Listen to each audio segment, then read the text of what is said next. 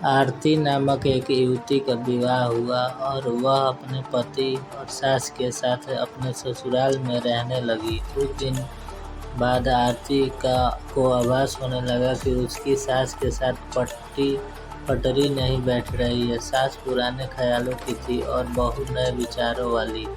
आरती और उसकी सास को आए दिन झगड़ा होने लगा। दिन बीते, महीने बीते, साल भी बीत गया। ना तो सास टीका टिप्पणी करना छोड़ती और ना आरती जवाब देना। हालत बद से बदतर होने लगे। आरती को अब अपनी सास से पूरी तरह नफरत हो चुकी थी। आरती के लिए उस समय स्थिति और बुरी हो जाती जब उसे भारतीय परंपराओं के अनुसार दूसरों के सामने अपनी सास को सम्मान देना पड़ता। अब वह किसी भी तरह सास से छुटकारा पाने की सोचने लगी। एक दिन जब आरती का अपनी सास से झगड़ा हुआ और पति भी अपनी मां का पक्ष लेने लगा तो वह नाराज होकर मायके चली आई। आरती के पिता आयुर्वेद के डॉक्टर थे। उसने रो रो कर अपनी व्यथा पिता को सुनाई और बोली, आप मुझे कोई जहरीली दवा दे दीजिए जो मैं जाकर उस बुढ़िया को पिला दूं, नहीं तो मैं अब ससुराल नहीं जाऊंगी। बेटी का दुख समझते हुए पिता ने आरती के सिर पर प्यार से हाथ फेरते हुए कहा, बेटी, अगर तुम अपनी सास को जहर खिला कर मार दोगी तो तुम्हें पुलिस पकड़ ले जाएगी और साथ ही मुझे भी, क्योंकि वो जहर मैं तुम्हें दूंगा। इसीलिए ऐसा करना ठीक नहीं होगा। लेकिन आरती जिद पर अड़ गई, आपको मुझे जहर देना ही होगा। अब मैं किसी भी कीमत पर उसका मुंह देखना नहीं चाहती। कुछ सोचकर पिता बोले, ठीक है, जैसी तुम्हारी मर्जी, लेकिन मैं तुम्हें जेल जाते हुए भी नहीं देख सकता। इसीलिए जैसे मैं कहूँ वैसे तुम्हें करना होगा। मंजूर हो तो बोलो, क्या करना होगा? आरती ने पूछा। पिता ने एक पुड़िया में जहर का पाउडर बांधकर आरती के हाथ में देते हुए कहा, तुम्हें इस पुड़िया में से एक चुटकी जहर रोज अपनी सास के भोजन में मिलाना है।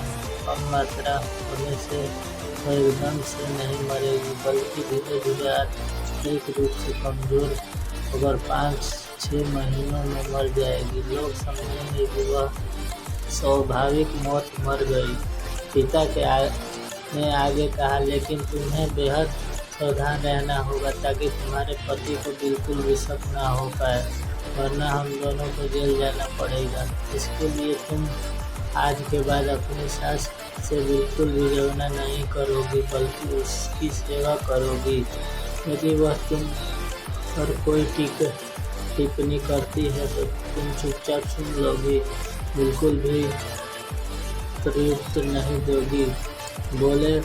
बोलो, कर पाओगी ये सब? आरती ने सोचा, 6 महीनों की ही तो बात है, फिर तो छुटकारा मिल ही जाएगा। उसने पिता की बात मान ली और जहर की पुड़िया लेकर ससुराल चली आई।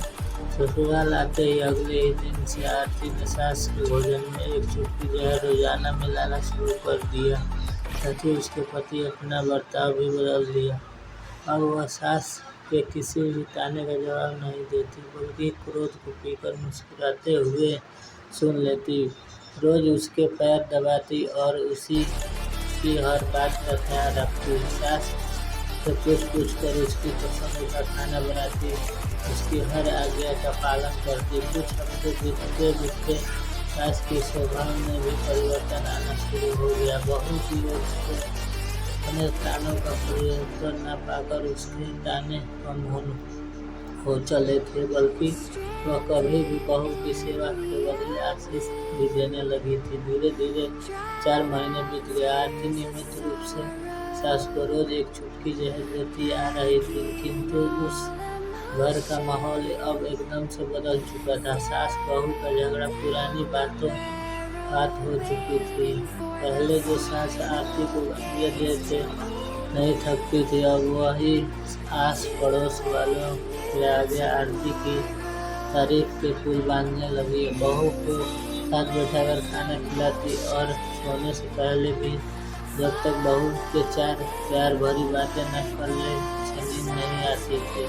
6ठा महीना आते ही आरती को लगने लगा कि उसकी सास उसे बिल्कुल अपनी बेटी की तरह मानने लगी है। उसे भी अपनी सास माँ की छवि नजर आने लगी थी। जब वह सोचती कि उसके दिए जहर से उसकी सास उसी दिन में मर जाएगी तो परेशान हो जाती थी। इसी वह कोल में एक दिन वह अपने पिता के घर दोबारा जा पहुंची और बोली, पिताजी मुझे उस जहर के असर को खत्म करने की दवा दीजिए, क्योंकि अब मैं अपनी सास को मारना नहीं चाहती। वो बहुत अच्छी है और अब उन्हें अपनी माँ की तरह चाहने लगी हूँ। पिता उठाकर हंस पड़े और बोले, जहर?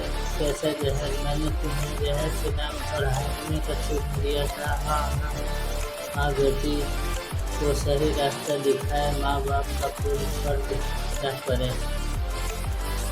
दोस्तों, कहानी पसंद आया हो तो चैनल को सब्सक्राइब करें।